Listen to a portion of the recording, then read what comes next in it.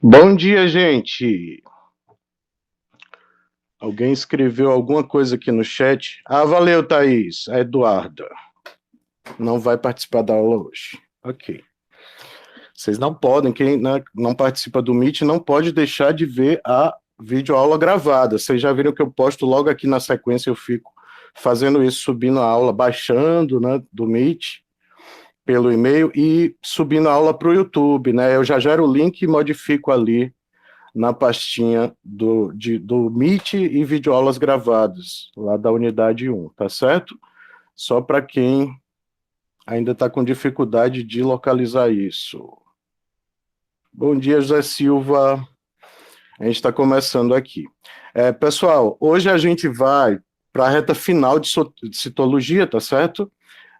Deixa eu projetar minha tela para vocês, para eu fazer alguns avisos. O horário de ontem, eu tive que inverter essa semana, porque ontem eu tive uma audiência judicial, onde eu fui testemunha, enfim, não quis comentar isso porque é meio íntimo também, lá no grupo dos professores, tá?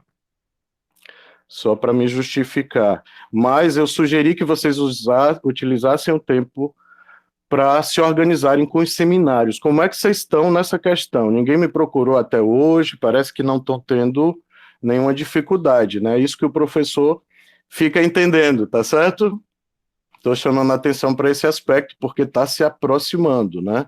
Vocês estão vendo minha tela? Então vamos falar logo disso.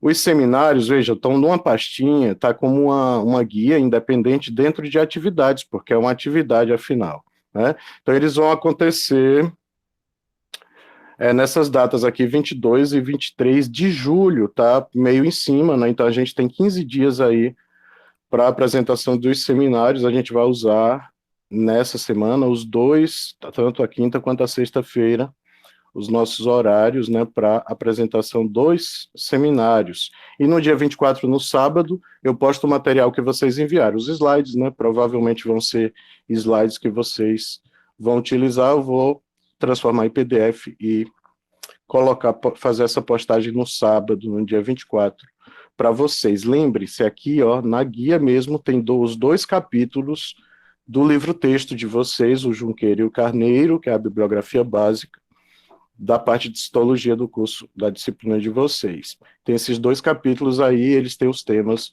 dos seminários. É o ponto de partida. Dá para fazer só com eles, professor? Dá para fazer, tá? E assim, material, inclusive até alguns slides com coisas meio prontas, vocês vão encontrar na internet, certo? Só não vou poder, a gente só não vai poder aceitar plágio mesmo, né? Mas vocês podem ali modificar, organizar, façam uma coisa resumida, claro, porque o tempo realmente, até 15 minutos aí por equipe, é relativamente curto, né? Claro, como a gente tem previsto um tempo de 10 minutos aí o intervalinho entre uma apresentação e outra, para o que seria debate, né, a gente pode estender, né, eu não sou nenhum, não vou ser xiita nesse sentido, tá? Fiquem tranquilos, professor, nosso seminário está batendo aqui 20 minutos, sem problema, tá? A gente se ajeita, a gente tem, né, 5 aulas nos 2 dias para fazer isso, então vamos com calma com relação a isso, tá? Fiquem tranquilos. Mas, por favor, eu sugiro, né, que vocês montem o material e me enviem no e-mail, avisa lá no fórum, professor, envie um e-mail, tá? Eu vou receber o e-mail, né, e vou olhar, posso dar algum palpite, ajustar, tá? Apoiar vocês nisso aí. Mas é claro que a construção é de vocês, né? Vale aí 5 pontos, que eu tô dividindo 2,5 para a unidade 1, 2,5 para a unidade 2. E aí, por falar nisso, ontem eu coloquei aquele carrot de membrana plasmática, é um bônus, né? Valendo 1 ponto para vocês fazerem, né, e entregarem, tá? Lembrando que ele está aqui só até o dia 17, é o próximo sábado ainda, esse sábado de amanhã a 8, até às 11 da noite. Não deixa para a última hora, porque vocês estão acostumados 23h59, né? E às vezes já aconteceu isso. O que é que acontece no Kahoot? Eu não tenho como prorrogar, porque ele é travado, né? Só se eu pagasse como usuário para premium, né? Que eles chamam. Tá? Então façam isso com antecedência para garantir sua pontuação. no final ele gera para mim, às 11 da noite, no dia 17, ele gera uma planilha do Excel com o nome lá que você se inscreveu no game, então é importante que você use seu nome, não um nome fantasia, e tua pontuação e o horário que você entregou, tá certo?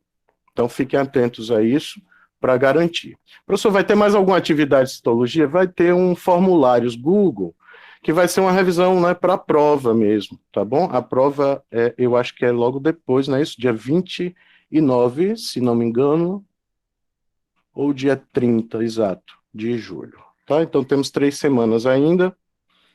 Nesse intervalo, semana que vem eu já posto o Google Formulário, vocês vão ter até mais de 10 dias para entregar, é uma forma de vocês revisarem o conteúdo, essa parte toda agora de citoplasma, tá? Para a prova, tá certo? Membrana, eu acho que a gente deu conta, e os carrots também foram suficientes, né? Além disso, gente, ontem eu postei o capítulo de rota endocítica, né, e lisossomos, tá? A parte de gestão celular. O lisossomo é aquela organela que é o principal responsável, né, pela digestão celular no interior da célula. E hoje, que é a aula, que hoje a gente vai aprofundar esse conteúdo. E hoje também eu já adiantei o capítulo de mitocôndria e peroxissomos. Essa parte vocês vão ver em bioquímica, vocês têm uma disciplina só de bioquímica, vocês vão ver a parte de respiração celular, cadeia respiratória, ciclo de Krebs, essa parte toda que é função da mitocôndria, tá bem explicadinho lá, aprofundado, com o nome de enzimas e tudo mais. Então, para não ficar um conteúdo muito extenso, na semana seguinte, no próximo Meet, eu vou fazer um apanhado geral de mitocôndria bem curto, ali 10, 15 minutos, acho que não deve passar disso, e vou trabalhar núcleo, aí sim, núcleo celular, que aí vocês ficam, aí uma parte do assunto de citologia, é o último conteúdo, que vai introduzir os seminários de vocês, que é a parte ciclo celular, mitose e meiose.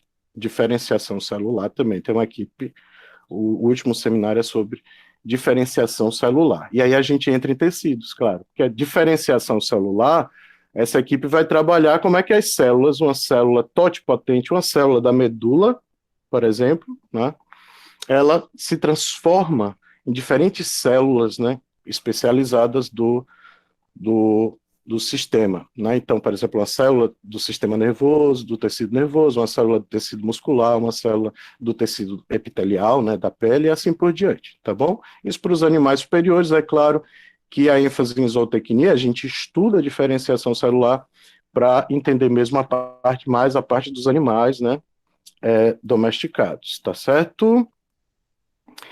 Bora lá, então já tem esses 2 capítulos postados também para vocês. Pessoal, ontem aqui no fórum, não sei se todo mundo está recebendo, em tese, se você está matriculado, inscrito no Classroom da disciplina, você vai receber uma mensagem. Eu avisei, tá? Que começaríamos hoje aqui, ó, às 9h30. Ok?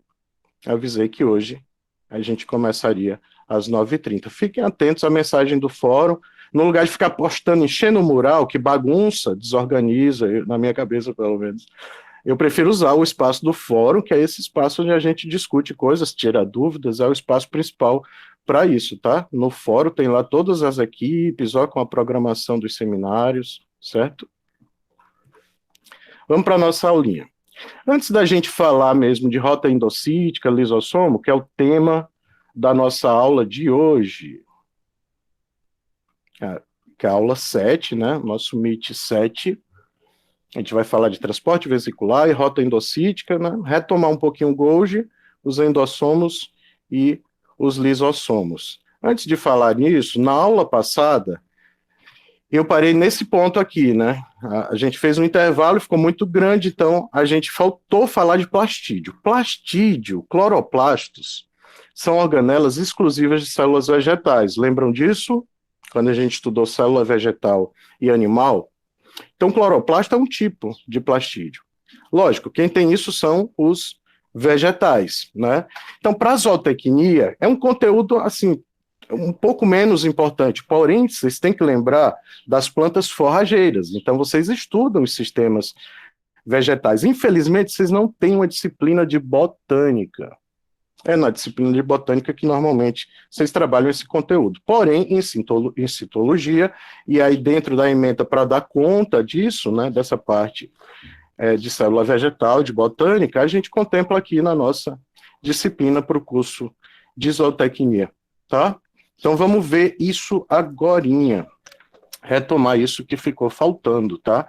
Então, aqui uma imagem de um cloroplasto, né, de novo, é uma organela citoplasmática exclusiva de células vegetais.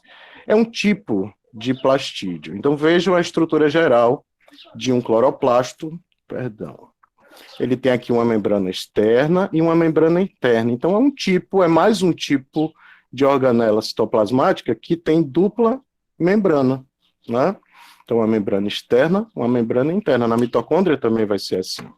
As lamelas, que são essas estruturas em pilha, empilhadas, e o estroma, né, que seria essa região central, parecendo o citoplasma do cloroplasto, e os tilacoides, lembram moedinhas que ficam em cima, né, empilhadas também em cima dessas lamelas. Toda essa estrutura aqui eu chamo de grano, tá? É só a questão estrutural dos compartimentos típicos, né, encontrados em todos os cloroplastos. Então, eles têm um DNA próprio, assim como a mitocôndria, a gente viu semana passada, e eles têm ribossomos associados. Tá? A principal função dos cloroplastos, né, eles contêm a clorofila, que é esse pigmento verde que dá cor verde a partes de plantas, né, e que faz a fotossíntese. A clorofila é uma molécula envolvida na fotossíntese. Ela que vai permitir a captação de luz, vocês vão estudar isso em fotossíntese em bioquímica, certo? Quando fizerem a disciplina de bioquímica mais adiante. Então, está envolvida a palavra-chave aqui para cloroplastos, é a fotossíntese. Porém, eles armazenam substâncias de reservas, né, e pigmento, que no caso é fotossintético, da cor verde. Por isso que eles são verdinhos. Lá no começo da disciplina, a parte de citologia, quando eu mostrei uma célula vegetal no microscópio, células, né, um tecido vegetal no microscópio para vocês, vocês viram que tudo que era verde, que dá aquela cor verde da folha, era um pedacinho de folha, são os cloroplastos, né? Então, a série de estruturas semicirculares, assim, né? Parece um semicírculo mesmo, de cor verde. É esse pigmento, né, a clorofila, que dá essa coloração.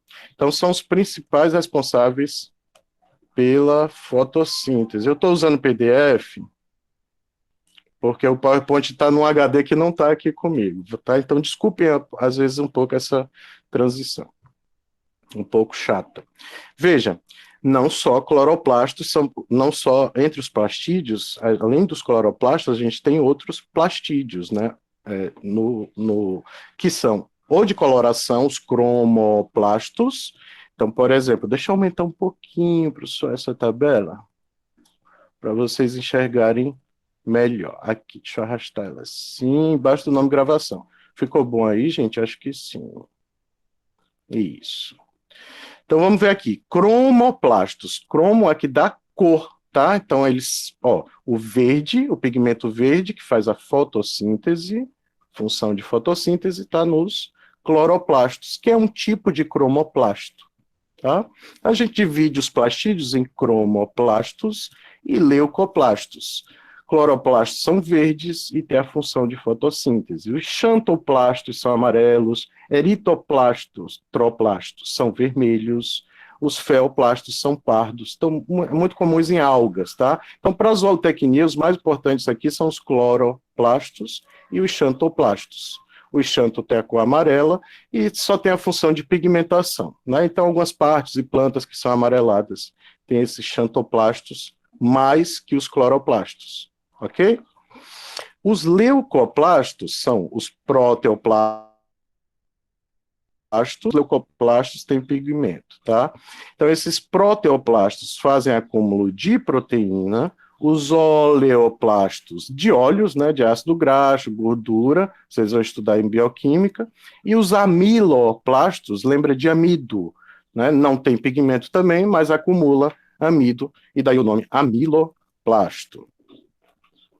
Está aqui uma foto de um etioplasto, de uma folha do tabaco, da planta de tabaco, né, ela é uma solanácea, é uma espécie que tem interesse zootécnico, porque normalmente tem substâncias tóxicas para o gado, para os caprinos, tá?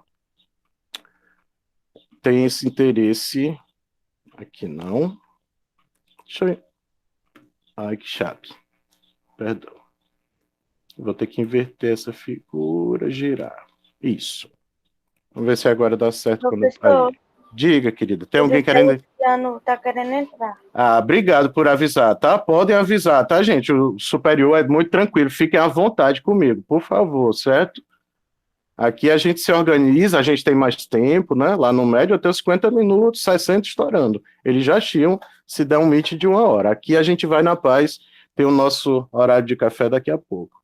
Tem outra coisa chata acontecendo que vocês não estão vendo.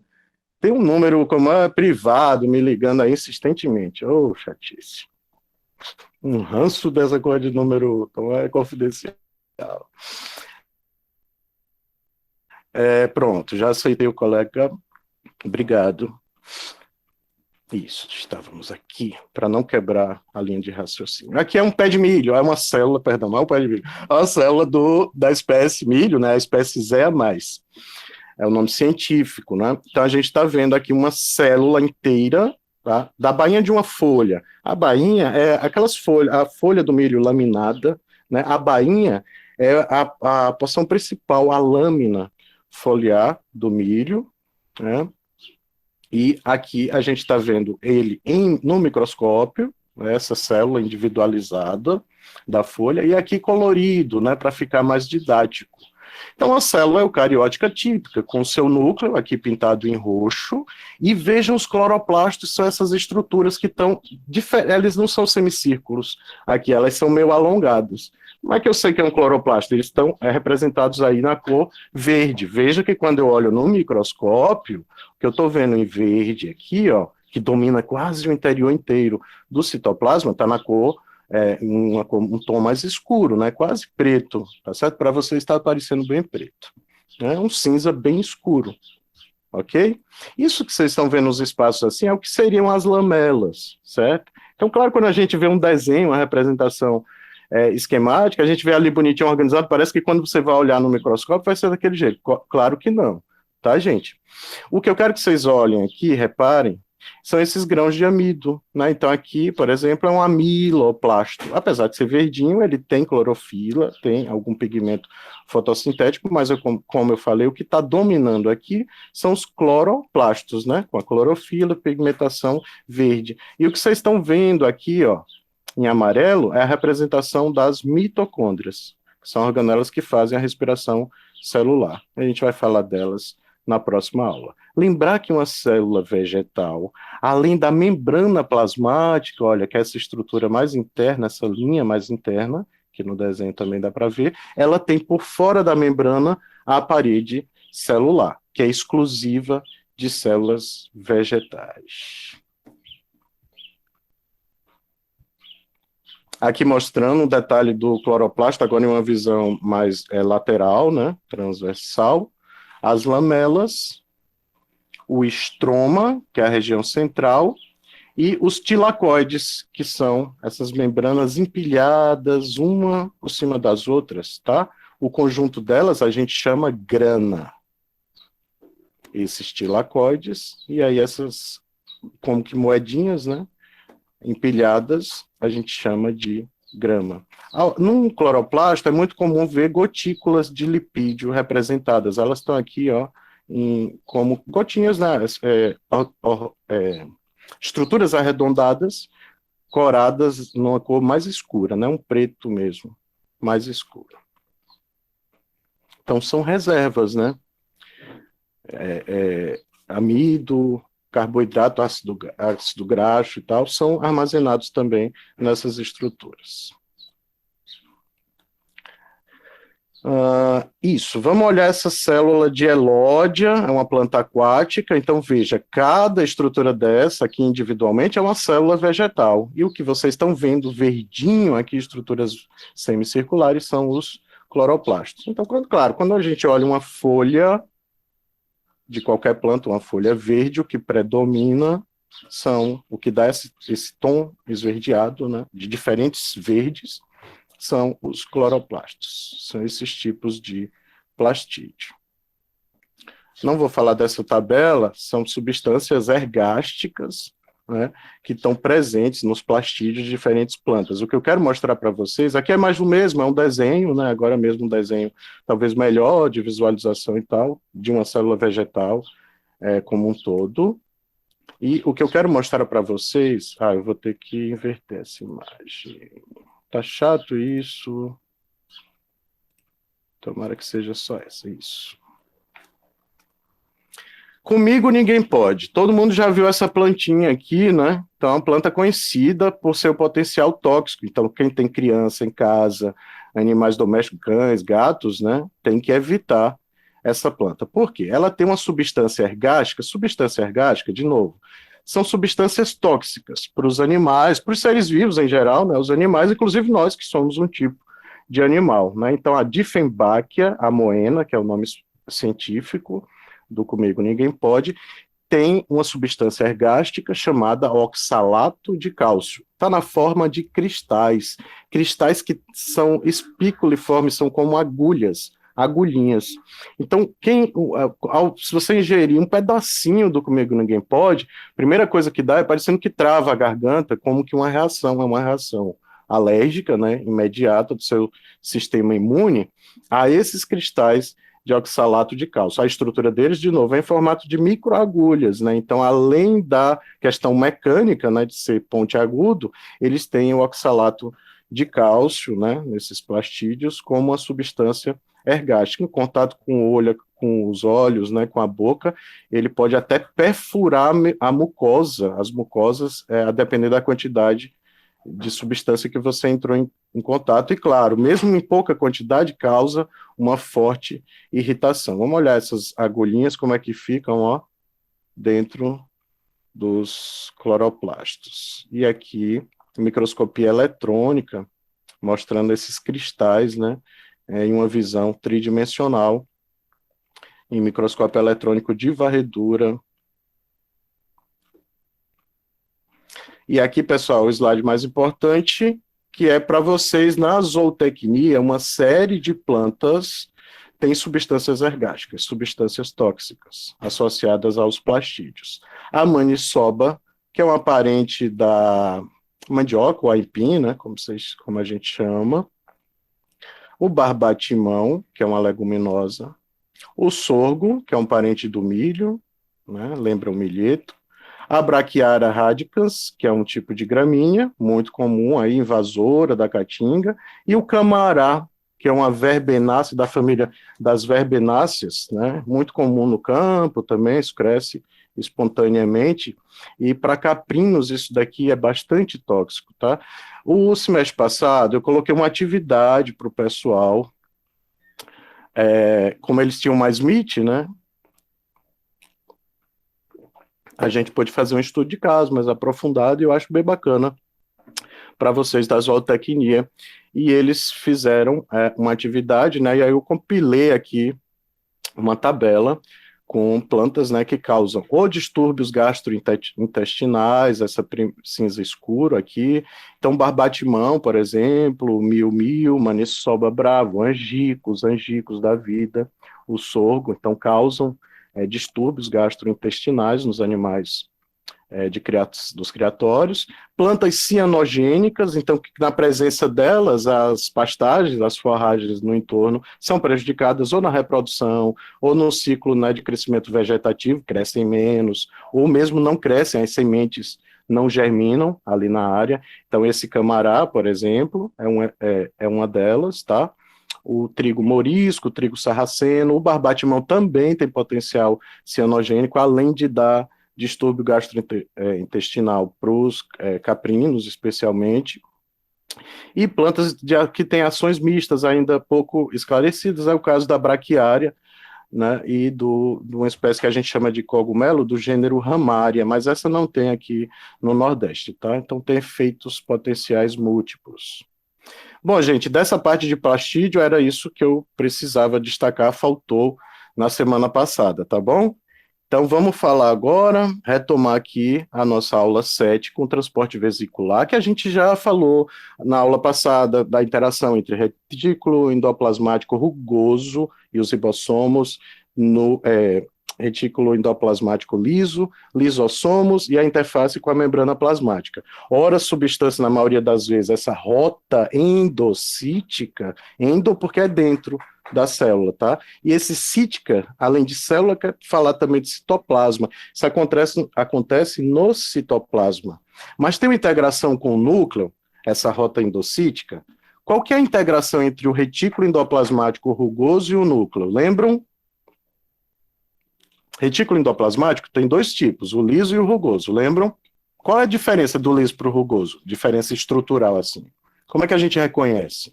De imediato, assim. Ah, esse é o rugoso e o outro é o liso. Quem lembra? Me ajudem. Eu tenho que, de vez em quando, pedir um feedback de vocês para eu ver como é que vocês estão indo acompanhando, né? Essa é a parte mais tensa, né? Não é nem densa. Eu falo densa, aí vocês falam. Não, essa parte tensa da disciplina, pessoal, a parte de citologia. E é mesmo. É muito mais conteúdo, é detalhista, tá? E a gente agora, com menos tempo de Meet, fica pior. Não é por isso que eu estou postando mais materiais, mais videoaulas também complementares aí.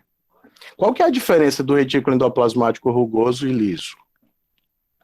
Acho que Primeira é coisa. porque um possui ribossomos aderidos, um negócio assim, aí o outro Isso, não. Luana. Acho que é o Isso, Luana. segundo.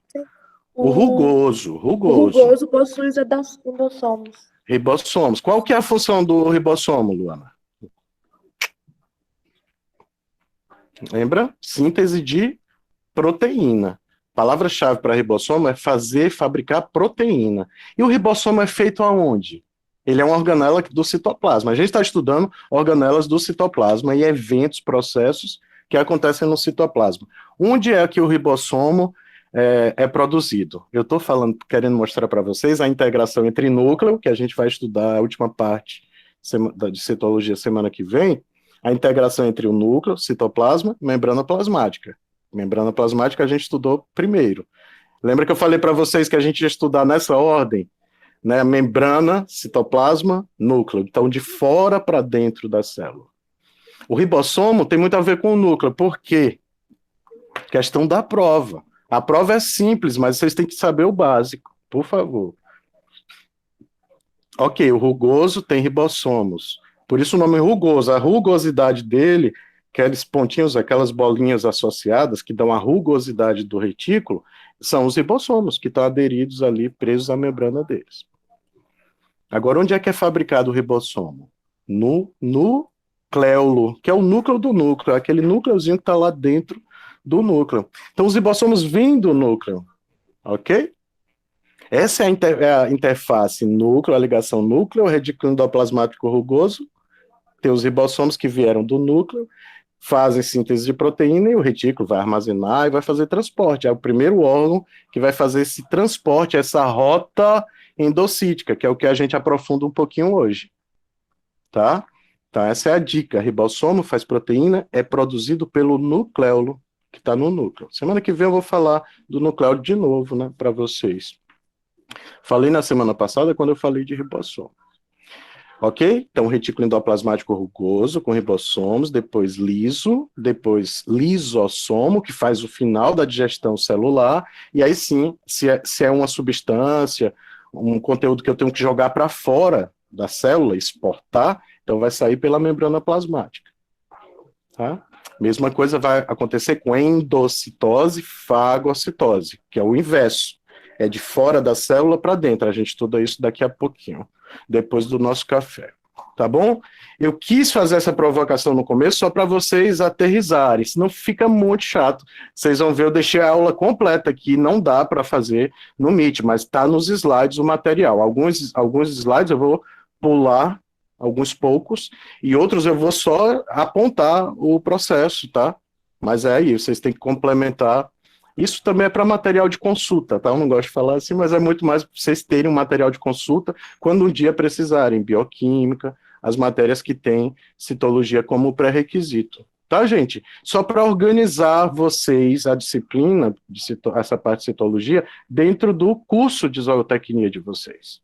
Às vezes eu fico muito preocupado, eu sou um professor, tenho essa preocupação, tá certo? Da gente dizer assim, para que eu tenho que estudar esse negócio, né? Para que eu tenho que saber disso, né? Então isso você vai usar de forma prática um dia, talvez, certo? Mas no mínimo no teu curso de zootecnia é muito importante para bioquímica, e aí todas as disciplinas que dependem de bioquímica, que tem bioquímica como pré-requisito. Por isso que essa disciplina está aqui no primeiro módulo para vocês. E aqui para a gente ela é a mais desafiadora.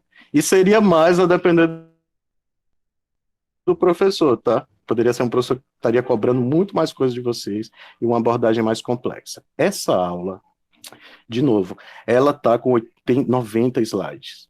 Então, alguns slides eu vou, tipo, pular, não vou aprofundar. Eles são ilustrativos, né, de como o processo acontece. Então, vai mostrar as enzimas ali dessa rota endocítica. A gente não vai entrar em detalhe disso, porque isso é bioquímica, vocês estudam em bioquímica. Porém, deixei aqui como material de consulta, certo? Material de apoio para vocês. Grande parte desses slides é da USP, né, de aulas da USP, muito bem elaboradas e que são usadas no curso de biologia, de zootecnia, medicina veterinária e ciências agronômicas, tá? Agronomia. Ok? Então, hoje a gente vai só no comecinho aí retomar o Golgi, que falamos na semana passada, os endossomos e lisossomos, né, a parte de digestão celular. Então vamos ver transporte e digestão, que a gente começou a falar na aula passada, de forma um pouco mais aprofundada. O que é que eu sugiro para vocês? O último slide aqui está lá. Leiam os 2 capítulos. Um tem 11 páginas, o outro tem... São capítulos curtos. Esse material da USP é muito bom, porque ele é assim, para o curso de zootecnia, para cursos que, por exemplo, não precisam um aprofundamento grande, como o curso de biologia, onde vocês estudam isso de vera mesmo, né? De forma bem aprofundada, ou medicina, tá? Aqui não, aqui é de forma mais resumida. Porém, eu deixei aqui ele como um resumão, assim, né, geral, do conteúdo, né? Uma forma de vocês acharem o conteúdo de forma mais rápida, tá certo?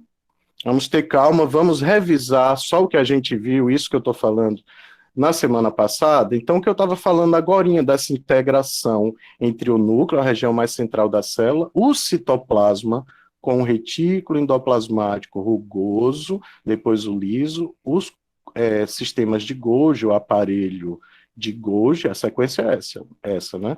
E depois lisossomos, endossomo inicial ou tardio, tá? Quando ele vem de fora para dentro, é alguma coisa que está sendo importado para a célula, ou direto do Golgi para o lisossomo, quando eu estou exportando, eu tenho que secretar alguma coisa, colocar uma substância tóxica, ergática, dessas que eu falei agora há pouco, por exemplo, um cristal de oxalato de cálcio, não é comigo ninguém pode, ou uma planta tóxica ali da forragem, da pastagem, né, natural aí do teu rebanho, do teu sistema de criatório, tá? Então essa integração retículo, Golgi, lisossomos, membrana plasmática, sai.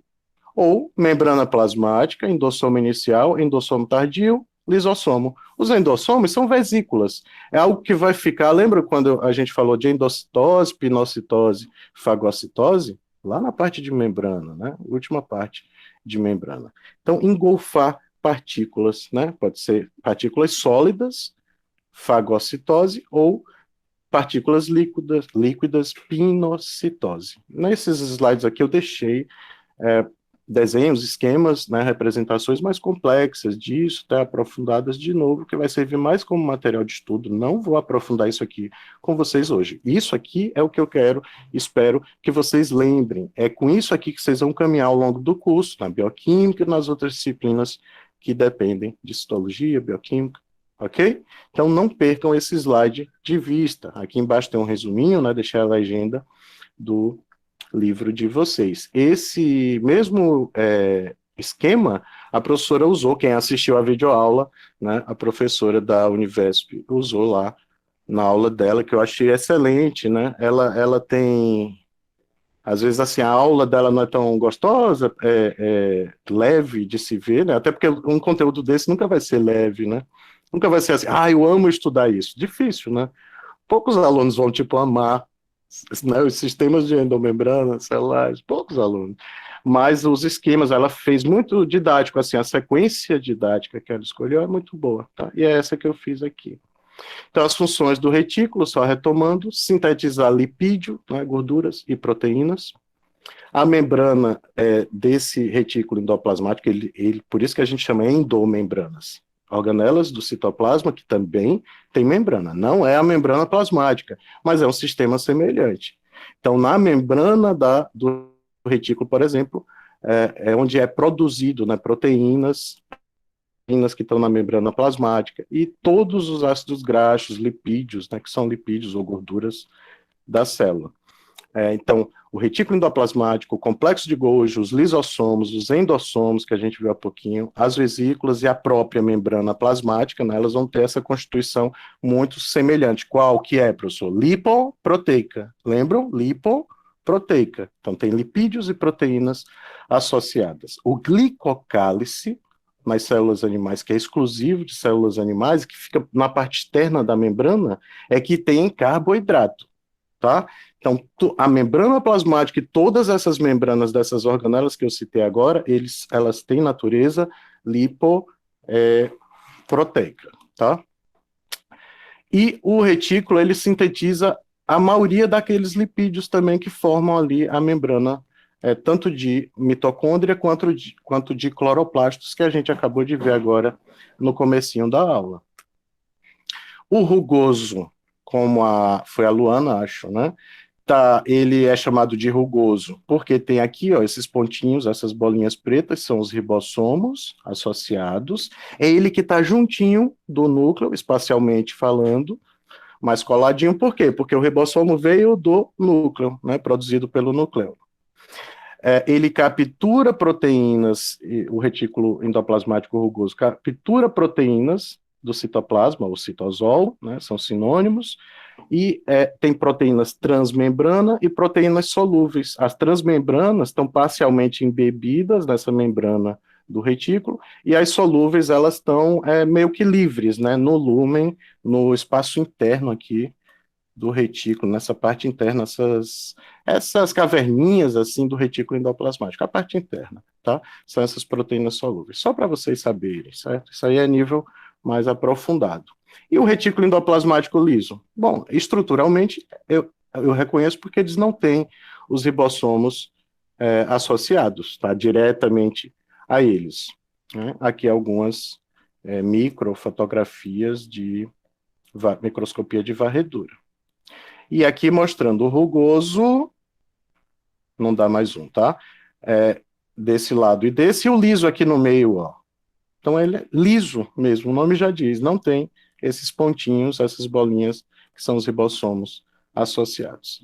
Bora lá então falar do que nos interessa hoje. Então vamos começar falando do transporte vesicular. O nome já diz, é o transporte de substâncias através de vesículas. O que são vesículas, professor? Primeiro slide, ali que eu mostrava aquelas bolsas. Então, ouvindo da membrana plasmática, endossomo inicial, depois endossomo tardio e, finalmente, lisossomo. Ou as bolsas mesmo do retículo endoplasmático e do complexo de Golgi. O Golgi, ele está na interface, no meio, né? Entre o retículos, rugoso e liso, e lisossomos, endossomos e a membrana. Tá? Então, o Golgi é essa grande central, por isso o nome, uma central de distribuição. É dele que a gente vai falar agora. Valeu, Clara! Pô, vocês sabem que, desculpem, o chat aparece muito rapidinho. Por acaso, agora eu olhei ali para a tela, assim, mais para baixo. Vocês podem abrir o áudio, tá? Não se envergonhem, por favor. Tá certo? Professor, é porque tá gravando, eu fico envergonhado. Minha voz não é bonita. Não tem isso? Podem abrir o microfone. Professor, desculpa, alguém está tentando entrar, tá certo? Tá tarde, mas eu aceito. Obrigado. Ok, então, didaticamente, vamos começar falando do aparelho ou sistema de Golgi, né? Ele é o bambambam, como eu estava dizendo, ele fica na interface, no meio dessa rota endocítica. Essa rota no centro, no interior do citoplasma, no interior da célula. Tá? Rotas de substâncias saem que eu vou exportar, secretar, botar para fora da célula, e rotas que são endocíticas, que são de fora do meio extracelular para dentro, através de endocitose, né, que pode ser fagocitose, pinocitose ou transporte, né, em bloco, como a gente estudou lá em membrana plasmática, coisas que precisam entrar para a célula, tá? Mas a rota mais comum é sair mesmo, é secretar, exportar, coisa que não presta, não serve mais para o metabolismo, não serve para manter a célula viva. Aqui tem um resuminho da rota transportadora do retículo endoplasmático, então mostrando, perdão, isso que eu estou dizendo, o Golgi aqui como centro de operação, de distribuição entre o retículo e os lisossomos e endossomos de lado, de um lado, as vesículas, né, secretórias simples do outro, e a membrana plasmática, a superfície celular. Desculpa o inglês aí, tá? É que esse esquema é bem legalzinho, tá certo? Além disso, no citosol, bom, os que estão em amarelo, eles participam dessas rotas de transporte vesiculares. Os que estão em branco, todos a gente estudou, exceto o núcleo. Eles também são organelas do citoplasma. Olha, núcleo, que a gente estuda por último, semana que vem, mitocôndria, que vamos estudar semana que vem, que faz respiração celular, e como eu falei, a gente vai ver de forma resumida, porque em bioquímica vocês vão estudar isso com nível de complexidade. Mitocôndria e peroxissomo, semana que vem, e os plastídeos, que a gente viu agora no comecinho da aula, principal deles, os cloroplastos das plantas, ok?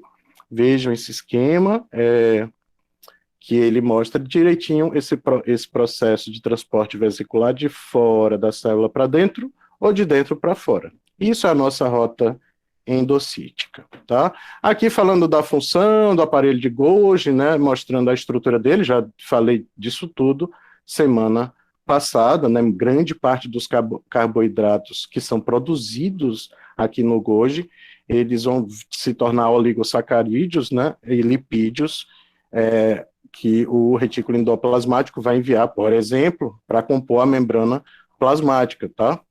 Falei disso no comecinho da aula e mostrei essa imagem, né, o primeiro slide nosso, né, apenas um destaque aqui para mostrar que essa via tanto pode ser, ó, as setinhas vermelhas de exportação, ou em azul, né, exportação e importação, ou a rotinha verde, que é do meio de fora da célula para o meio interno, isso via lisossomos.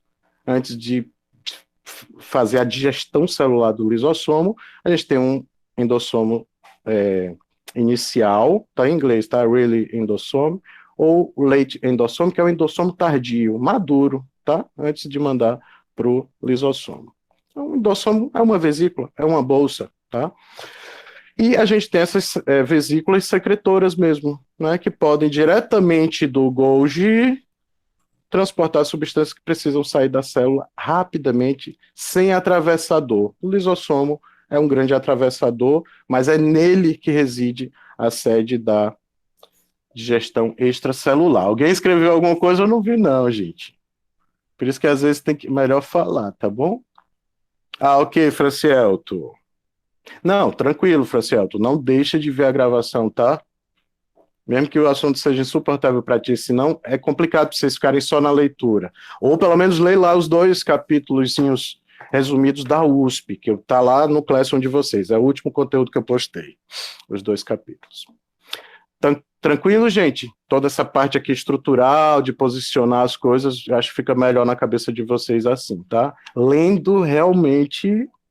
No primeiro módulo, no primeiro semestre, é complicado para alguns alunos. Eu sei disso, das deficiências de ensino médio, de tudo, de base, o que é que base de citologia que vocês trazem aqui do médio? Alguns de vocês têm enormes dificuldades, a minha experiência mostra isso, né?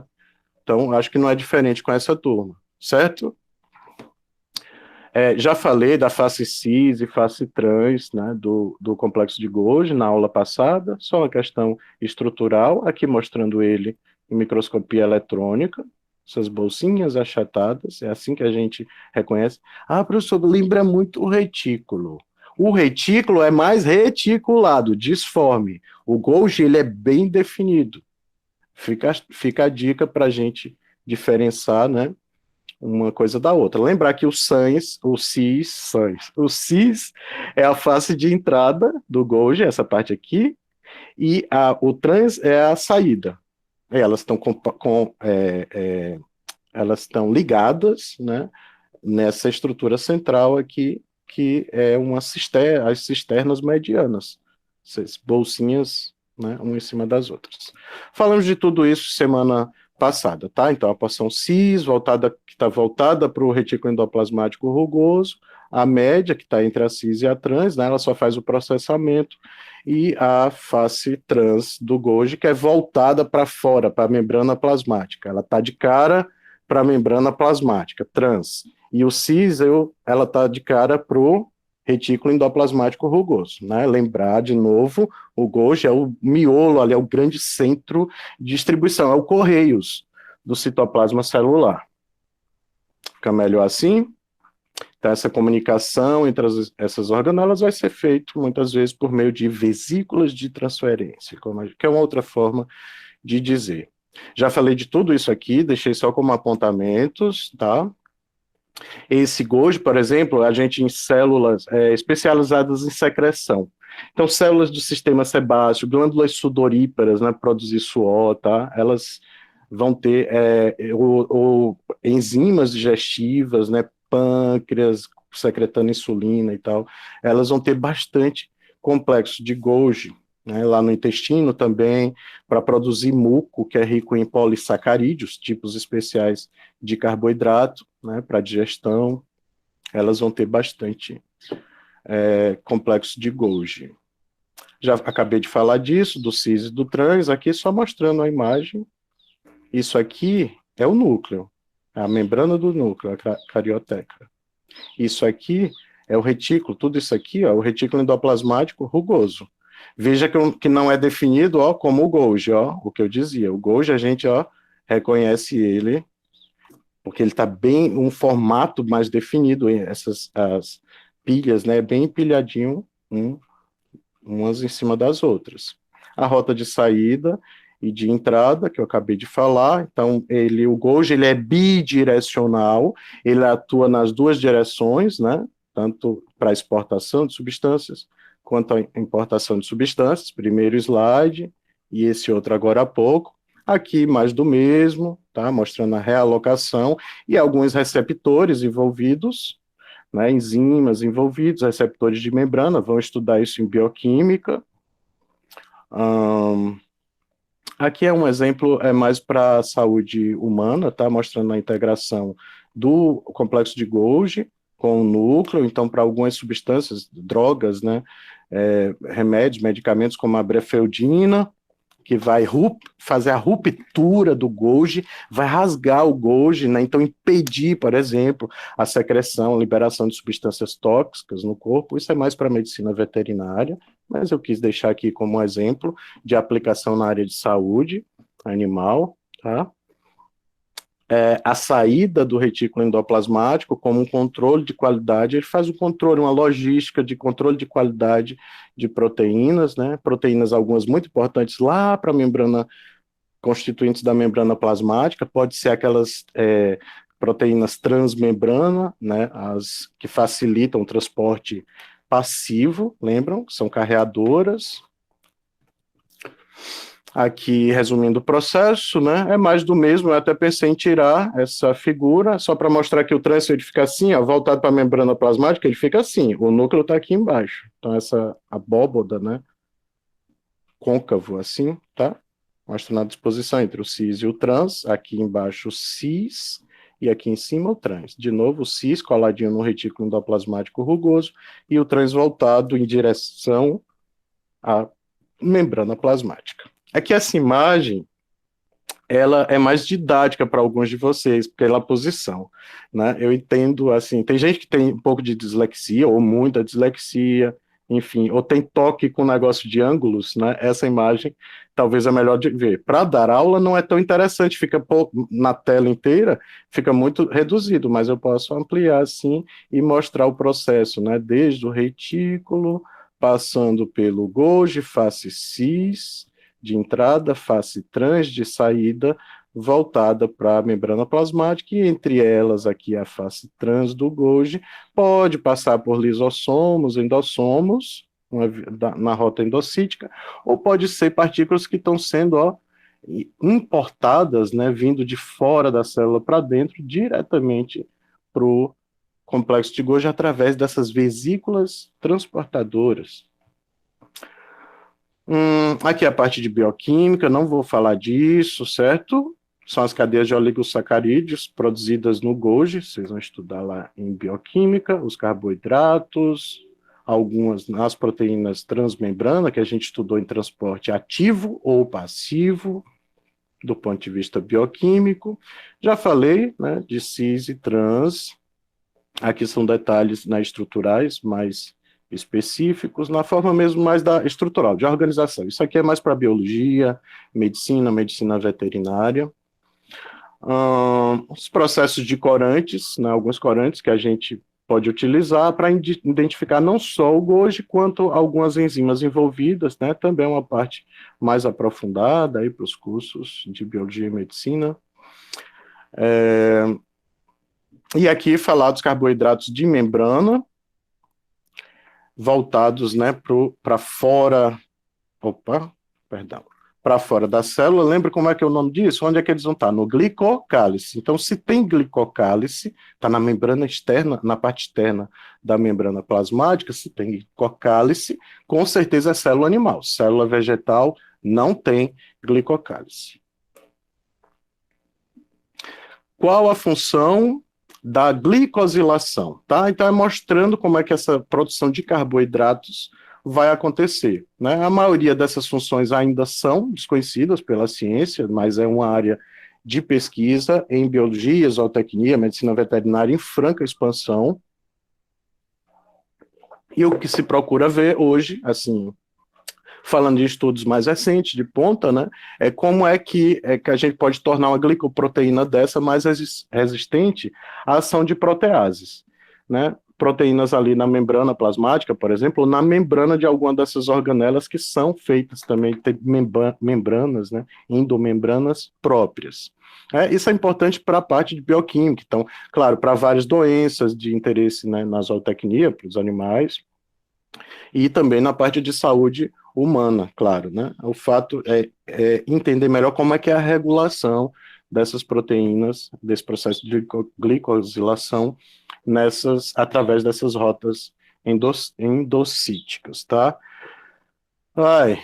O professor pode respirar um pouquinho, desculpe, às vezes eu falo muito acelerado, os meninos do médio, né, têm muita intimidade comigo, que são meus alunos desde o primeiro ano, e eles brincam comigo, professor, até seu áudio do WhatsApp, se eu colocar um e-mail na velocidade, fica ruim de entender. Por outro lado, é bom que você não precisa acelerar a aula, né, se fizer isso lá no YouTube, nas gravações, vocês vão dar risada comigo, tá? Pessoal, eu sei que alguns aí já pode estar até com um pouquinho de dor de cabeça ou tá tranquilo ainda para vocês. Estamos chegando na metade da aula agora. Já, daqui a pouco eu dou um intervalinho, tá certo? 10 ou 15 minutos. Porque também já é 10h30, né? Nossa aula vai até 11h10. Não sei o que vocês acham, a gente pode levar direto, tá bom? Vocês estão vendo que eu estou pulando vários esquemas que são aprofundados, eu só estou situando vocês, né? Nisso. Então agora a gente vai ver um pouquinho o endossomo e lisossomo, então esses processos relacionados à digestão intracelular. A palavra-chave para lisossomo, ele tem esse papel-chave nessas rotas endocíticas, que é fazer a digestão final dentro da célula, intracelular. Então vamos lá. Quais são os nossos objetivos agora nessa segunda parte, né, nessa reta final aqui da nossa aula, né? Então, é compreender os processos de fagocitose, pinocitose e autofagia. Professor, fagocitose, pinocitose nós estudamos. Sim, estudamos lá em membrana. Por isso que aqui eu só vou retomar, né, abordar com um pouquinho mais de profundidade alguns pontos, tá bom? Sem encher muito vocês aí, o conteúdo já é bastante grande, né? E o segundo objetivo nosso é identificar, né, as características e funções do lisossomo. Já estou dizendo, né, estou dizendo desde o começo da aula, a principal função deles, dessas organelas, é fazer a digestão intracelular. tá? Então eles têm mais de 40 tipos de enzimas que são hidrolíticas, né, e ácidas, têm natureza ácidas, e são elas que ajudam, né, compõem o lisossomo e ajudam a fazer essa digestão intracelular. Isso acontece em pHs ácidos também, né, normalmente em torno de 5, um pH de 5 que é ácido, um pH de 7 é neutro e acima de 7 é um pH alcalino ou básico, né, só relembrando aí alguns conceitos da química básica, né, para vocês, tá? Então, a membrana do lisossomo, ele tem uma membrana, uma endomembrana também, tá? Ela é rica em glicoproteína. Então, essa glicosilação lá que eu falava, que é ainda uma coisa que está sendo estudada com mais profundidade, ela serve várias glicoproteínas, né? Vão estar aqui na membrana, na endomembrana do lisossomo. Então, são proteínas de transporte de produtos de degradação. Vão deixar algumas coisas, é um transporte passivo, essencialmente passivo, né? Então, as permeases específicas de natureza glicoproteica, né, que vão possibilitar que substâncias que precisam ser digeridas, elas entrem no lisossomo para sofrerem degradação. De novo, aquela imagem, já falei delas, tá? O destaque aqui é que o lisossomo ele atua em conjunto com os endossomos, inicial e tardio, né? E muita coisa vem do Golgi, né? Vem via Golgi. Então, Correios, o centro de distribuição é aqui encaminhou. Primeiro passa pelo Golgi. Mas, através do endossomo, eu posso capturar também substâncias direto do meio extracelular, via membrana plasmática, para serem processadas por ele. Tá? Aqui algumas classes de enzimas do lisossomo e o substrato. Então, para o DNA, RNAs, nucleases, para o DNA, as fosfatases, aqueles grupamentos fosfato, por exemplo, mesmo lá da membrana plasmática, a gente chama de glicosidases, e assim por diante. Tá? Fosfolipases para os fosfolipídios.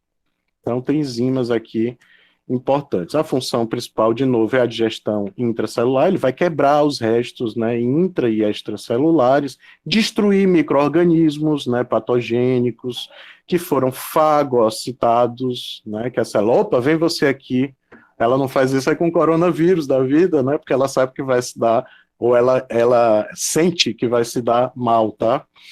E produzir nutrientes para a célula, né? Muitos desses micro-organismos vão servir de comida, tá? Algumas bactérias vão servir de comida para os lisossomos. Bem interessante isso. O que é digerido? Qualquer material de endocitose, né? Que a gente estudou lá na parte de membrana. E também vamos digerir organelas velhas, ribossomo velho, velho que não presta mais para nada, né? E moléculas em geral.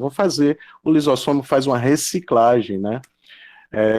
É como um aterro sanitário, né? Como um lixão, assim, um aterro sanitário, onde a gente vai dar conta dos restos ali, né? Eliminar material que não serve mais para a célula. Tá? A estrutura deles, a microestrutura, né? Eles são esféricos, têm um tamanho variável, tem bicamada lipídica, então sistema de endomembrana. Pessoal, vocês estão me ouvindo? Aqui de repente ficou mudo. Oi. Vocês estão me Sim, ouvindo? professor. Ah, Sim. valeu. Ótimo, obrigado. Eles são muito diminutos, né?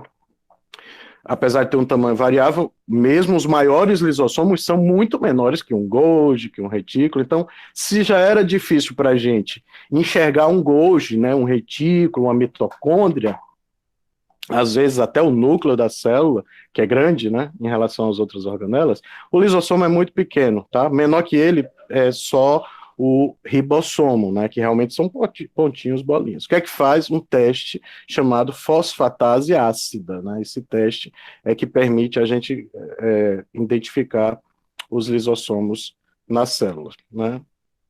A parte interna dele é coberto de carboidrato. Já falei de como eles são formados, né, na aula passada. Quem não lembra, dá uma revisadinha ali, né? Então, a partir da face trans, lá do Golgi, né, essas vesículas com enzimas pré-lisossomiais é que vão dar início à formação dos lisossomos, e os endossomos né, que são em pH ácido, como eu falava, fazem uma espécie de bomba de próton, né, as ATPases que a gente viu lá na aula de membrana plasmática. Isso só ocorre, formação de endossomo, um pH abaixo de 6. Detalhes, tá, gente? Não vou cobrar nada disso para vocês, por favor. Então, a parte de bioquímica aqui deles, que vocês vão estudar com a professora, é uma professora ainda, pelo menos por enquanto, substituta. Detalhes mostrando que eles estão presentes, esses vacúolos, né, lisossomo, o que seriam os lisossomos, nos vegetais, a gente tem vacúolos, que não tem na célula animal, tá? Sistema vacuolar. Então, é como com uma grande bolsa de ar, parece assim, um saco plástico cheio de ar dentro, mas isso também tem função digestória, tá? Faz a função, assim, do lisossomo nas células vegetais. Também faz, serve de armazenamento, serve para fazer equilíbrio osmótico, né? Então, de novo, aquele exemplo lá da alface, em meio, né, hipertônico, ou seja, uma solução de água com sal, e aí você mergulha uma folha de alface, claro que ela murcha, né? Então, porque a água vai sair do interior das células, né, vegetais, para tentar diluir, a osmose é isso, né? Tentar diluir os sais no meio extracelular. Então, os vacúolos vão ter essa importância também na regulação osmótica, armazenamento de substâncias e digestão intracelular. Isso para a célula vegetal, tá, gente? Aqui é mostrando que, de novo, né, eu falei isso no comecinho da aula, no lisossomo tanto vai ter rotas de fora da célula para dentro, quanto de dentro para fora, tá? Então ele tem essa via dupla, né? São centrais, né? Eu coloquei aqui, os lisossomos são centrais de encontro. A autofagia, né? Uma mitocôndria, por exemplo, tem uma meia que faz respiração celular, produz energia, o ATP, né? Nas células, para manter o metabolismo das células, ela dura em média, tem uma meia-vida de 10 dias, as mitocôndrias do fígado. Lembrar que o fígado é um órgão, né, essencial para esse processo de expurgar substâncias tóxicas, né? É um órgão vital para o processo digestório, né, gente? Então, digestão, fígado, enquanto órgão, né, ele é vital, a interface entre estômago, intestino, pâncreas, né, ele está ali como uma central de comando.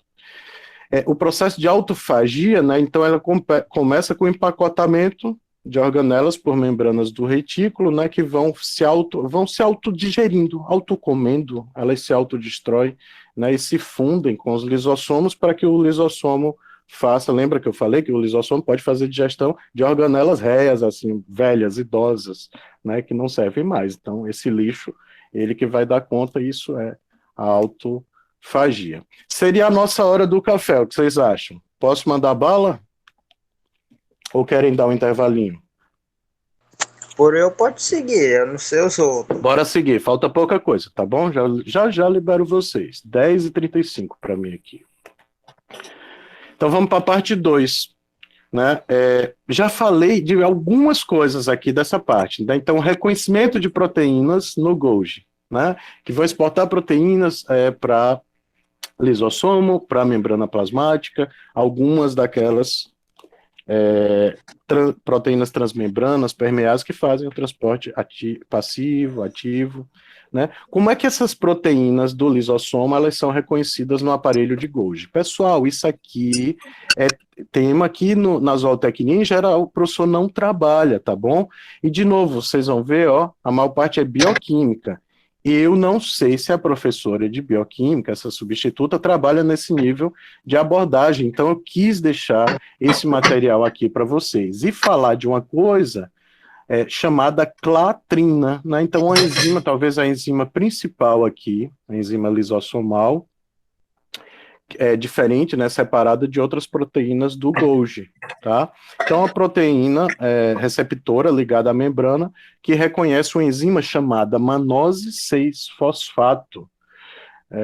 Então, tem receptores específicos na membrana lá do Golgi, né, que formam essas vesículas especiais de transporte que estão cobertas de clatrina, né, dessa molécula.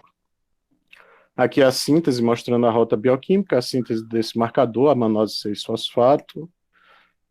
não vou encher a cabeça de vocês com isso, tá?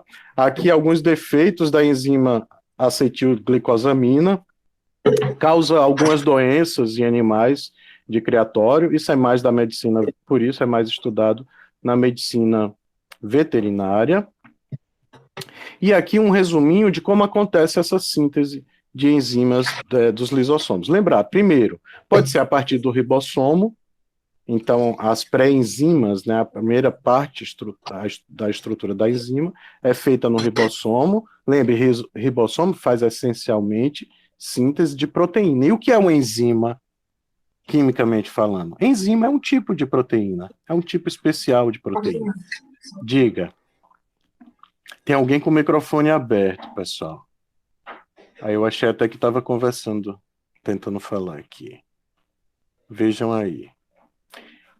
Ó, enzima é um tipo de proteína. Só para vocês lembrarem. Por exemplo, o sistema digestório nosso e dos animais aí, um caprino, um bovino da vida.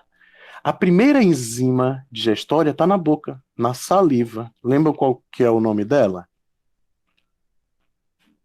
Alguém lembra, será?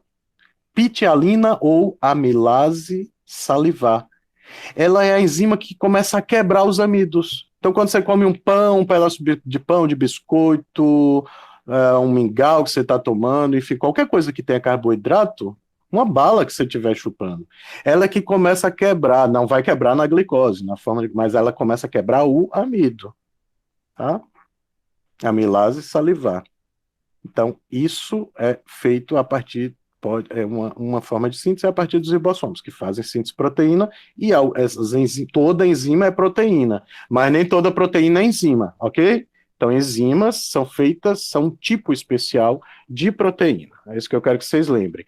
Lembrar que no retículo é feita lá a glicosilação, né, aquele processo que eu mostrei para vocês.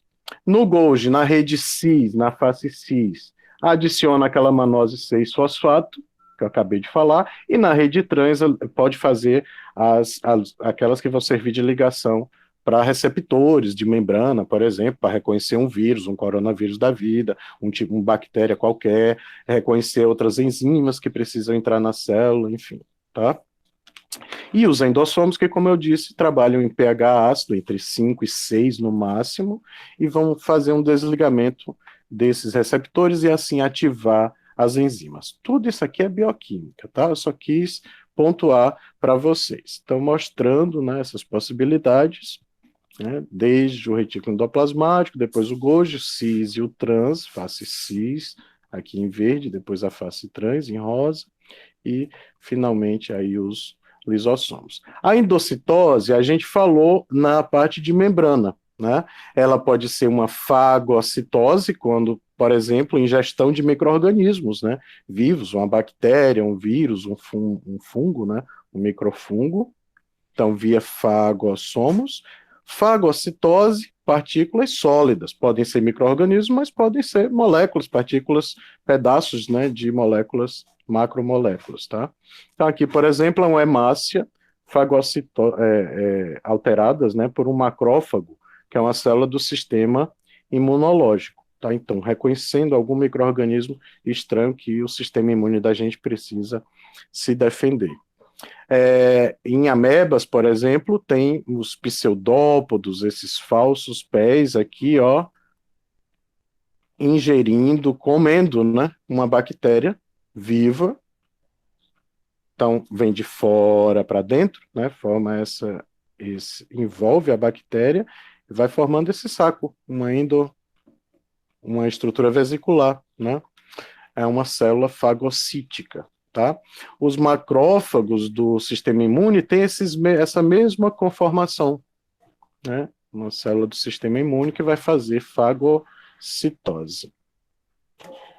Para os protozoários, como a ameba, isso é a alimentação.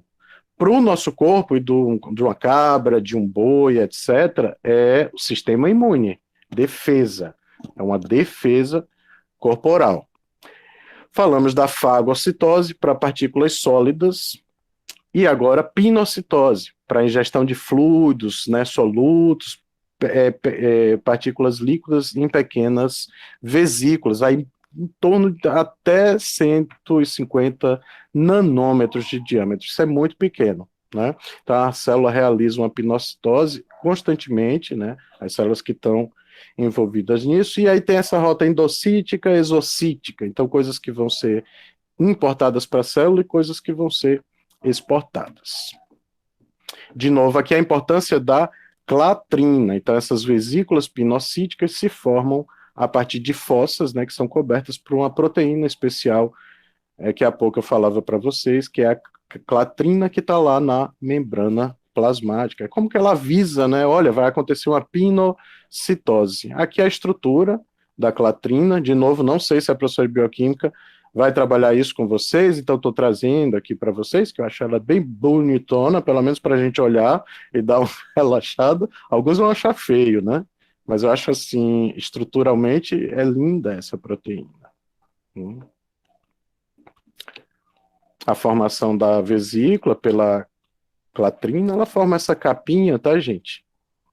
Em torno da vesícula de transporte. O peptídeo de sinal para endocitose, então também uma coisa de reconhecimento, né, como a gente estudou lá em membrana, aquele mecanismo chave-fechadura, né? Então tem uma chave para cada fechadura, ou seja, é específico o processo, né? Para cada tipo de molécula, de partícula, vai ter um receptor, né, específico. Aqui mostrando no microscópio a formação de vesículas cobertas por essa clatrina, né? Lembra um pouquinho aquela estrutura ali do coronavírus, por exemplo, né? Essa coroa. Não vou entrar em detalhes sobre a estrutura da clatrina, tá? Aqui mostrando bioquimicamente o processo. E o revestimento vesicular, né? Então, elas têm, além da clatrina, elas têm um COP2, né? COP1, COP2, né? Que são outros tipos de proteína, e isso vai fazer um transporte seletivo, né? Então, de novo, aquele mecanismo-chave, fechadura, né? Em cada receptor transmembrana tem um tipo específico ali de enzimas, né? Que são tipos de proteínas que podem entrar ou sair da célula. Os receptores para mono 6-fosfatase, que eu falei há pouco, lá do Golgi, e os receptores de LDL na própria membrana plasmática, aqui alguns tipos de proteínas que revestem essas vesículas. Mostrando o processo, aqui de dentro para fora da célula, e de fora para dentro aqui em azul e vermelho, o mecanismo-chave fechadura nos receptores. Tá? Forma-se esse corpo, a clatrina, essa região em verde, essa proteína em verde, então forma essa coroa, né? E aqui, essa molécula, essa substância vai entrando, aqui é uma endocitose, né? Vai entrando, claro, né? Entrando para o interior da célula, que bacana, professor, entrando no citosol, né? Penetrando a porção interna da célula. A dinamina é um outro tipo de proteína, as COPs aqui, então no complexo associadas, COP1, COP2, associadas ao complexo de Golgi, então elas vão estar na interface desse transporte vesicular entre o retículo endoplasmático e os lisossomos, ou direto, né, a membrana plasmática para substâncias de exportação para o meio externo da célula. Aqui é explicando a formação dessas vesículas com COP2 em termos bioquímicos, ou para GTPases, que é um outro tipo, né, de enzima que controla a montagem dessa capa proteica das vesículas, essa coroa. Não vou falar de transcitose, aqui não. O caminho endocítico já falamos, né, e é o papel de microtúbulos, é o citoesqueleto, né, o que dá movimento, a trama que dá movimento às células. Isso para a célula epitelial, a gente tem muitos endossomos tardios, que eu falava no começo da aula, ó, aqui está a membrana plasmática, a gente tem, quando vai entrar alguma célula, ou por fagocitose ou pinocitose, vai entrar para o citosol, tem primeiro um endossomo inicial. Aí microtúbulos, né, do citoesqueleto ajudam a ele se locomover no interior do citoplasma, um endossomo tardio, e sim, ele interage com o complexo de Golgi. ou na rota endocítica, ou para fora, para exportar substâncias, ou para mandar a substância para o correio. De novo, o Golgi é um correio, né? Ou ele recebe e envia mercadorias o tempo inteiro, tá? E aqui, por fim, o lisossomo. Se cair no lisossomo é porque é para ser digerido, né? Isso vocês, a essa altura, já têm maturidade para assumir, né? Então, caiu no lisossomo, o lisossomo é o ponto final, né? É o lixão. Lembra assim que você não esquece. Vai fazer a digestão daquilo que chegar, tá? Inclusive organelas réias, né? Organelas idosas. Os dois compartimentos endossomiais, só uma figura mais do mesmo, né? As duas figuras ali mostram o mesmo processo, é que talvez essa daqui seja mais didático. Gente, tá acabando, certo? Exocitose, se é exo, é para fora. Então, quem vai fazer isso, olha o destaque naquela imagem que eu acho didático, desculpe o inglês de novo, tá? Um dia, com paciência, eu vou parar e montar isso num Photoshop, num CorelDRAW da vida. Então, as vesículas secretoras é quem fazem a exocitose. Se é exo, é para fora da célula, ok? Estamos acabando. Então, para fora da célula. Então, olha aqui os receptores, as proteínas receptoras do Golgi, COP1, COP2 e tal, e aqui uma vesícula secretora, é uma bolsa, né? Vai estocar, né? Vai transportar, é um caminhãozinho que vai sair do correio para entregar, né, o que precisa sair da célula, entregar, né, para a membrana plasmática e ser eliminado aqui para o exterior, né, da célula, para a parte externa da célula. 3 classes, né, de proteínas vão ser separadas aqui no Golgi, ou que uma classe ela vai ser destinada ao lisossomo, são aquelas da monose 6-fosfato, proteínas com secreção regulada, que vão ser marcadas com esses sinais, né, receptores, essa chave fechadura na própria membrana, e a maioria das outras proteínas vão ser transportadas para a superfície celular por essa rota secretora, né, de vesicular, e vão sair, ganhar o meio externo, tá? Lembrar que isso tudo é mediado no Golgi por sinais, né, receptores de sinalização, tá? Fazer que isso é o que dá o caráter regulatório da secreção. É como se tivesse um fiscal ali, quando o correio diz, não, tá bom, pode entregar. Aí, antes de ir para o caminhão, passa na mão de alguém que vai, sei lá, assinar um documento ou fiscalizar, olhar o conteúdo. Ah, tá, é substância tal, é material tal, pode mandar, né? Coloca no caminhão para mandar para fora da célula. Aqui mostrando imagens em microscopia eletrônica, aqui a parte bioquímica, tá? Então, alguns hormônios também vão estar envolvidos, né, principalmente o sistema nervoso, associados ao sistema nervoso, vão estar envolvidos nesse processo vesicular, né, essa regulação da exocitose. Vocês vão estudar, eu acho que em bovino, cultura, caprinocultura, talvez com o professor Maurício, esses mastócitos ricos de histamina. A histamina a gente produz também, né? O que é a histamina? Sei lá, você é alérgico a camarão, você às vezes tem um edema de glote, né? A sua garganta fecha, porque produz muita histamina. Histamina é um processo inflamatório, dá uma inflamação no seu corpo. Você corta seu dedo, né? Com um corte meio profundo, rapidinho produz histamina e manda para aquela região. Tanto que você começa a sentir quente, calor, né? Dá dor, aquilo dói, porque está inflamado, está quente, está vermelho, né?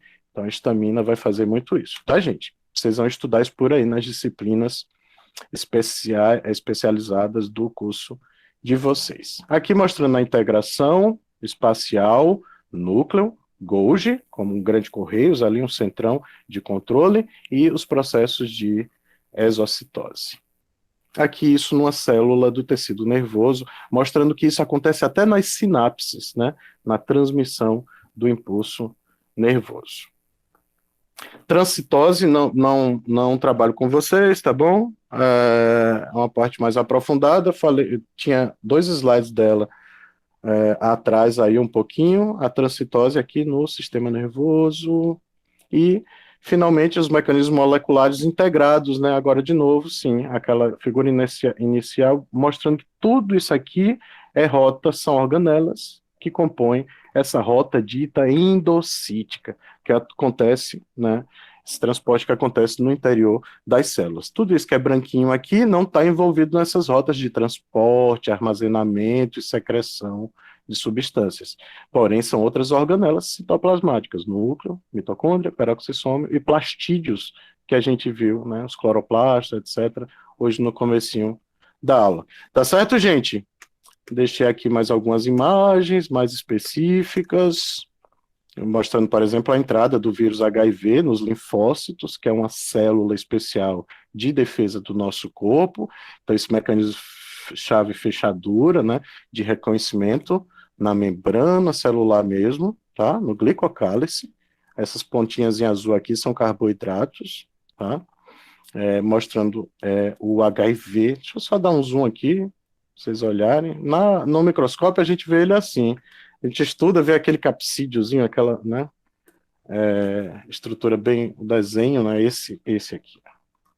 Né? Então, o capsídeo aqui, esse capacete do vírus e a membrana dele. Lembrar que isso não é uma célula, né? São seres, os vírus, todos são coronavírus, inclusive, são seres acelulares, por isso que eles não são considerados seres vivos. Aqui o modelo de fusão para proteína viral, algumas células de insetos infectadas aqui por outro vírus, né, a febre amarela, por exemplo, né, infectando os tecidos. Então veja que as células, algumas estão com coloração mais escura que outras, né, esse processo inflamatório, infeccioso de entrada desses micro-organismos. Isso vale para vírus, bactérias, alguns tipos de fungo patogênico, tá? Isso a gente estuda mais lá na medicina veterinária. Com meus alunos de biologia do superior, a gente estuda de forma mais aprofundada e eles têm uma disciplina inteira de citologia. Tá, pessoal? Só falta mais uma semana de aula para essa parte, mas citologia mesmo encerra com os seminários de vocês. Por favor, não deixem para me procurar na noite antes de apresentarem. Estou falando porque todo semestre isso acontece com alguma equipe. E é terrível, professor. Eu posso ter um problema naquele dia. Eu não sou obrigado a orientar vocês à noite, fora do horário, enfim. É demais. Vocês vão ver que se isso aconteceu, eu até vou atender, mas é difícil para mim ajudar em cima da hora. Não façam isso, tá bom? Então, vê se uma semana antes, vocês, quem tiver já montado, professor, olha, dá uma olhada aqui nos meus slides. Pode ser assim, tá legal? Aí é sempre aquela, a minha resposta é sempre, bom, se você conseguiu resumir assim, vai conseguir apresentar, tá ótimo. Evita muito textão. Muitos slides meus têm textão, porque eu sei que vocês às vezes têm um pouco de preguiça, não deve ter no ensino superior preguiça de ler os capítulos, pelo menos, tá? Vocês iam ver, aí tivesse aí numa USP da vida, no presencial, ler o livro todo, estuda o livro todo, tá certo? O negócio, o bicho pega. Pessoal, encerramos. Aqui eu deixei lembrete, né, leituras. Quais são, quer professor que eu tenho que estudar dessa parte toda aqui, de rotas de citoplasma para a prova? O que é que eu sugiro, para ser direto ao ponto? Estudar os 2 capítulos que eu postei, né, ontem e hoje, curtos, são resumões lá da USP, material ótimo, a leitura, a linguagem tá boa, tá? O capítulo 10, só ele, do Junqueira e Carneiro. Tem um outro capítulo que é de membrana plasmática, tá lá, né? Postado já há tempos. E os slides das aulas 6 e 7, que eu não lembro se eu já programei, senão já vou postar logo hoje.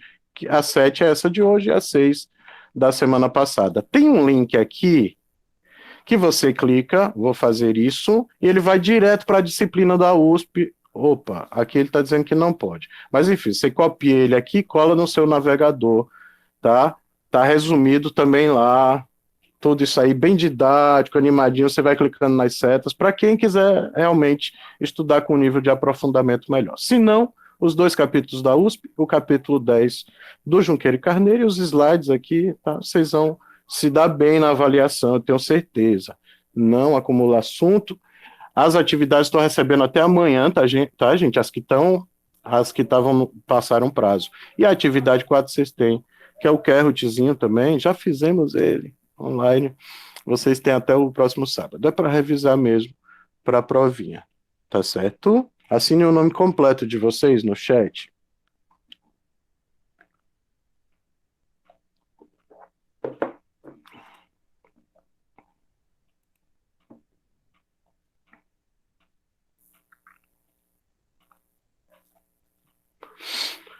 Joia. Pessoal, se cuida, estou à disposição, tá bom? Por favor, não faz isso na noite antes do seminário. Pode ser que eu nem responda, eu também não sou obrigado, né? Prazos são prazos, tá? E aí é um prazo que não dá para prorrogar. É o dia da tua apresentação, tá lá a escala, fiz isso um mês antes para vocês. Mais de um mês até, né? Mais ou menos, um mês, um mês. Vocês estão tendo de prazo aí, viu? Fiquem com Deus, se cuidem. Acho que todo mundo assinou.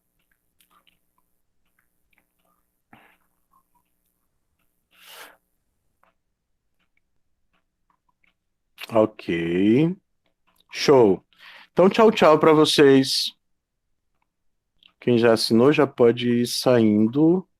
Eu vou desligando aqui a gravação para não ficar imenso esse chat. Até mais.